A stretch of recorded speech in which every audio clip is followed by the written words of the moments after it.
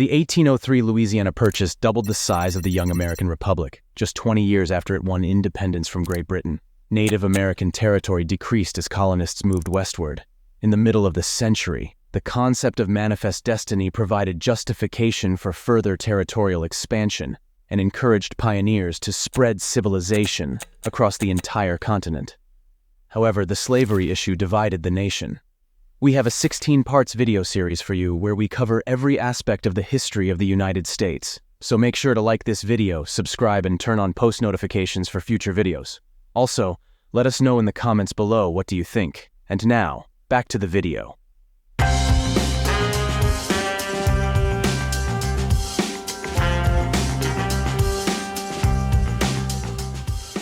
In the second half of the 16th century, England resolutely turned its attention to the West, driven by ambitions of exploration, colonization, and economic expansion. This period marked the beginning of England's ventures into the New World, setting the stage for its future colonial empire.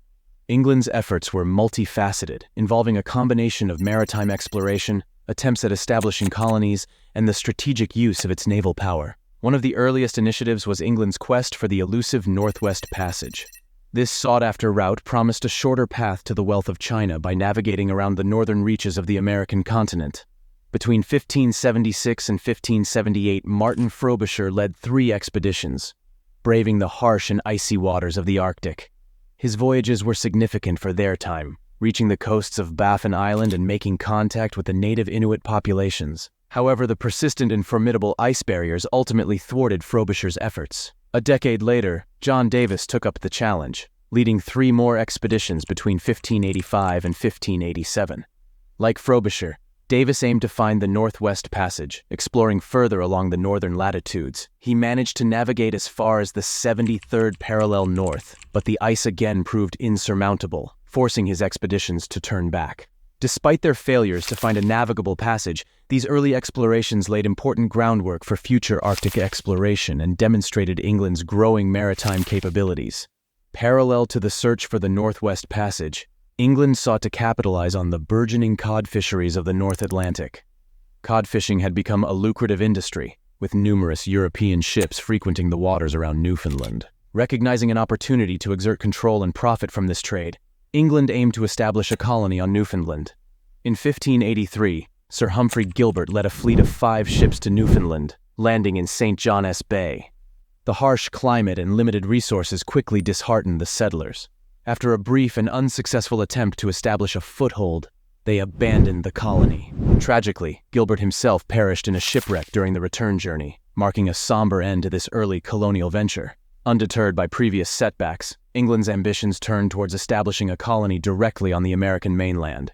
In 1584, Sir Walter Raleigh, under a royal patent from Queen Elizabeth I, initiated an expedition to the Outer Banks, an area now part of North Carolina. The site chosen was the island of Roanoke, strategically located away from Spanish-controlled Florida, reducing the risk of Spanish attacks. The first attempt to establish a colony on Roanoke occurred in 1585, with the construction of a fort.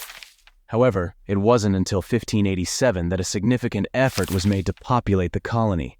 That year, 110 settlers, including 18 women, arrived on the island. The colony was isolated, shielded from the sea by an offshore bar, and seemed a promising start for English settlement in North America.